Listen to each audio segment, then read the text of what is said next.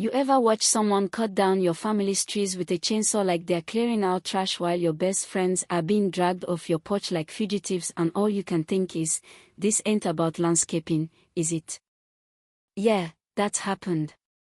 Name's Mason Ford. 35, software engineer, just a regular guy who inherited a cabin in the Colorado mountains 6 months ago from my grandfather. Thought it'd be a quiet spot for weekend escapes, mountain air, maybe fix up the place, get off the grid a little. Instead, it turned into the most expensive disaster in the history of our HOA. And probably the biggest mistake the enforcer ever made. Let me back up a sec. That weekend started out perfect, me and 3 old college friends finally reuniting after 10 years. Phoenix, with her cameras and wild artist soul. Sage, the lawyer who could probably out-argue a tree. And Riverman, if Flavor had a spirit animal, it'd be him. We were grilling, laughing, catching up, just 4 30-somethings being human. No loud music, no chaos. Just old friends and good stories. Until 8:30 p.m. Sharp. That's when she showed up. Connie Brambo, the HOA queen herself, strutting down my driveway in a cherry red blazer like she owned the damn mountainside, clipboard in one hand, judgment in the other. She scanned us like we were an illegal rave, not 4 people sharing burgers and memories. Then she handed me a violation report 47 pages long. Not kidding. Too many cars in the driveway. Noise complaints even though we were literally just talking. Unauthorized commercial food activity because River was cooking. And apparently, I had planted trees without permission. Now, here's the kicker. Those trees. My grandfather planted them a decade ago. Colorado blue spruces, native, beautiful, towering over 20 feet. They weren't hurting anybody. But the way Connie looked at them, it wasn't about HOA rules. It was like she was looking for something. And that's when I knew something was off. Later that night, I walked around the cabin to cool off. And spotted 3 tiny cameras, hidden and pro-grade. One tucked in an old oak. One under the porch. One buried in the landscaping. And all of them stamped with this weird biotech logo, DNA crossed with a medical symbol. I'm in tech. I know what surveillance looks like. This was corporate level. Then I checked the last page of her violation report. There it was. A blueprint from 1985, showing a subsurface structure under my cabin. Thing is, I didn't even know I had a basement. Never saw a door, never saw a stairwell. Yet she had full schematics, original construction drawings that even I, the owner, had never seen. That's when I made the call. Not to a lawyer. To the FBI. Next morning, Connie rode up again, this time with what looked like a SWAT team in yard work gear. Chainsaws, security, a guy who claimed to be a contractor, Officer Hendricks, but looked like he bought his badge on eBay. They moved fast. Measured trees, marked spots, pulled out old blueprints like they'd done this before. Not one mention of actual HOA violations. Then the chainsaw hit metal. Sparks flew, engine sputtered, and they stopped.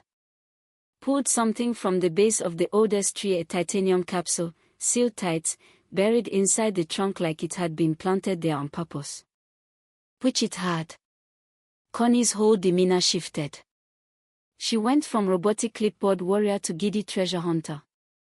She packed the capsule into a reinforced containment case. Yeah, she came prepared and muttered something about corporate retrieval protocol. That's when I knew this wasn't about trees. This was a cover-up. So that night, I used the key I'd swiped during the chaos, weird little brass thing with an electromagnetic hum, and found the hidden door. Behind a fake water heater dial, down a staircase that hadn't seen daylight in decades, was an underground lab. Still powered. Still running. Cryo units. Computers. Medical files. Footage. Everything. Turns out my grandfather Ezra Ford wasn't just a cranky old man who liked trees and solitude. He was a whistleblower. This lab was storing decades of evidence. And the capsule they pulled from the tree. Just the tip of the iceberg. Files detailed something called the Generation Alpha Enhancement Program, a series of summer camps used to run illegal cognitive experiments on kids from across the country. Enhancing memory, senses, logic using untested methods without consent. Hundreds of them. Including me. My file was their subject Delta 7739. Treated at age 8. Pulled early by my guardian Ezra. That's not all. Phoenix. Subject Alpha 2847 Visual Enhancement. Sage. Beta 5632 Advanced Logic Optimization. River. Gamma 125 Taste and Olfactory Amplification. Our entire college friendship wasn't chance. We'd been grouped, watched, studied. And Connie. She was Subject Alpha 01. The first. Trained from age 5. Turned into an obedient agent for the very corporation that raised her. Farm Genesis, a biotech giant that had hidden its crimes in mountain communities like mine, using HOA enforcement as camouflage. But Connie wasn't the scariest part. Iris was. She showed up through a maintenance tunnel I didn't even know existed, tall, quiet, with that FBI aura you feel before she even flashes a badge. Turns out, she was Connie's daughter and a deep cover agent who'd spent 8 years infiltrating Farm Genesis to take them down from the inside. She didn't come to arrest me. She came to finish the job my grandfather started. Together, we triggered a network of evidence uploads. Ezra had stored backups in 23 states. I hacked corporate radio, flooded the airwaves with data dumps. Sage filed lawsuits in 12 districts. Phoenix's media contacts blew the story open. River got the press at our doorstep. Farm Genesis scrambled. Tried to spin it as a health emergency. Sent their cleanup crew in hazmat suits, fake CDC credentials, and their Marcus Voss, who turned out to be a fraud with a fake degree and real death orders. But it was too late. Iris dropped the act. Flash badge. Operation Clean Slate is active. And just like that, feds moved in. Arrests, seizures, chaos. Connie, shaking, turned to Iris and said, "I choose my daughter." And started naming names. The last thing they expected was for their most loyal pawn to flip. They found out the hard way you can only bury the truth for so long. Today, that cabin stands rebuilt. The trees are replanted. There's a memorial out back, 847 native flowers for the 847 kids who didn't make it out. Ezra Ford isn't just a name on a deed anymore, he's a hero who gave his life to expose something the world needed to see. But I still wonder how many more cabins like mine are out there. How many more of Connies think they're protecting others when they're just enforcing silence? What would you have done? Tell me in the comments, would you have walked away or lit the whole thing on fire like we did?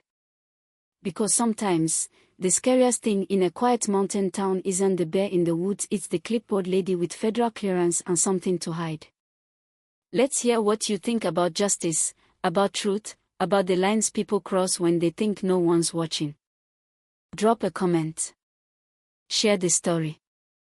This isn't just mine anymore. It's all of ours.